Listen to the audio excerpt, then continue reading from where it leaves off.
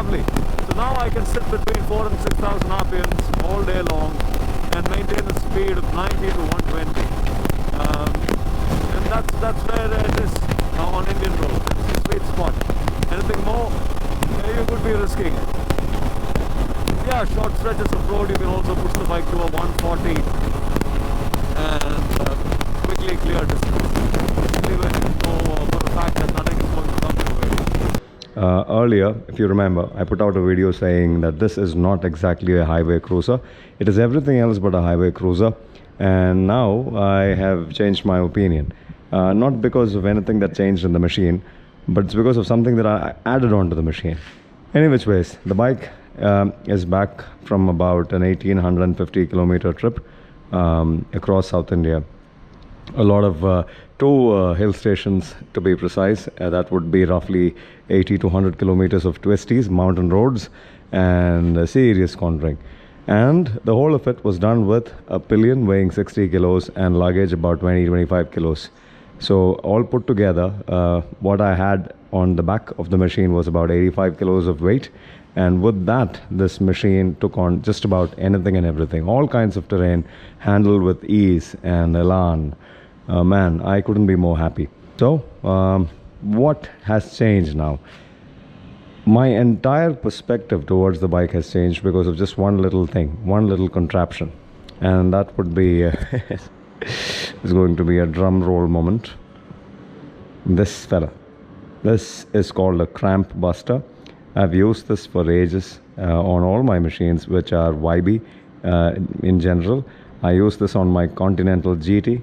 I used this on my Classic 350, Classic 500, and now on the Himalayan 411, and now on the Sherpa. Somehow, when I swapped the grips, this skipped my mind. I didn't really think of it much. I put it on Arun's bike and he had good things to say, but this was after the trip that we had taken, so he was riding around in the city and he definitely had very good things to say about this, except that this was a game changer. And because he didn't really take the bike on the highways, and you know, the vibes get to you when you hold that throttle at about 4 and 6,000 RPM, when you're holding that throttle for long stretches of time. That is when the vibe gets to you. Otherwise, the vibes don't really matter much. It's a very good machine. You don't really feel it much. So, what was I saying? So, this trip, in the middle of the trip, got myself this. This is a cheap one from Amazon. This got delivered in 2 days, about 200 rupees. I asked for black, they sent a white. And man, this just transformed the way I was riding the bike.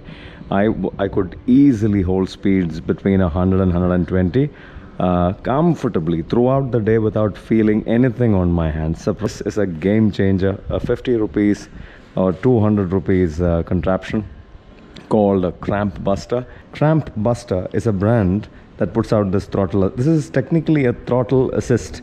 It's a contraption called a throttle assist. The brand that made this famous is called Cramp Buster. So Cramp Buster retails for 2,500 rupees in India. I found that to be a little too expensive, so got myself this fella. This is 750 Oxford. Well, that's the box that this comes in. It's called the Oxford Cruise Throttle Assist, Anti-Fatigue Throttle Assist. The mentioned specifications is of interest, should be of interest to you. It says 28 millimeters to 32 millimeters, and that is what is going to be the width, the diameter of the grip on our throttles. It's going to be 28 to 30 millimeters, and that's where you want this to be. Anything larger will be of no use to you. Anything smaller may end up breaking this when you try and install it. Game changer. Now you can hold the bike without anything, absolutely no fatigue in your hands. It's only because you're trying to rotate the throttle from about a distance. Leverage, the concept of leverage, unbelievable, isn't it? If you understand physics, physics just is something really magical. So instead of twisting the throttle over here, I'm now twisting the throttle here, and that just eases up the rotational forces required to turn the throttle and hold it. Also, this being a contraption like this, if you watch this, this has a curve. It allows for the palm to rest on that throughout. So this is more like a palm rest too. Leverage with a palm rest. Beautiful concept, isn't it?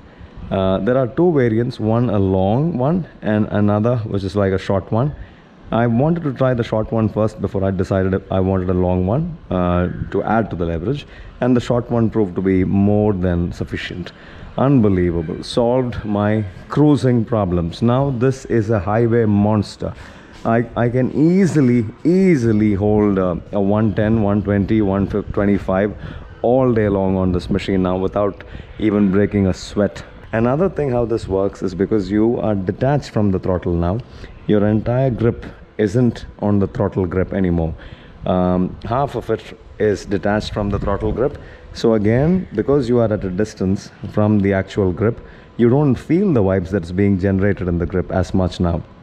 Only the fingers and maybe a little bit of the top area feels the grip, but the rest of it is vibe free because it's resting on another contraption, another device. Yeah, so that's the science behind it, and that was the whole of it. A quick take and a magical device. Unbelievable that this little thing made this bike 1,000 times more appealing for me. Hopefully this should help you guys as well. That was the only intent behind this video.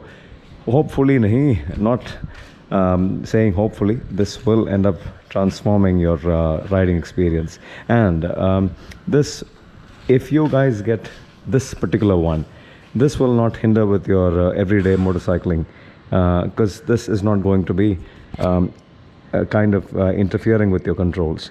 But if you get anything slightly more longer or wider, it will start to get to your controls. So you will have to turn it around. What you need to do is just turn it around and like that, and use it on an everyday basis. And then when you really want to do highway cruising, you can get it to where you want it. I mean, this is self-explanatory.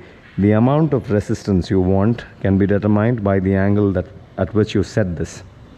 So this will go, this will rotate freely only in this direction. Oops. Yeah. And you can't rotate this freely in the opposite directions because it will grab the throttle grip and turn it along with it. So you'll have to be, you'll have to set it to where exactly you want the arm to rest, and also give you enough leverage to control the grip. Anything above or below is going to be interfering with your controls. So you'll have to be a little careful of that. You install this is through the end. Yeah, so got that out. So you go in from the end like that, and then yeah, turn it around to where you want it. Job done. So that's how you put it on and take it out. A simple device. Hopefully this helped, and if it helped, I will drop a link of this particular device in the description. If this helped, it helped. Ben signing out for now. Ciao.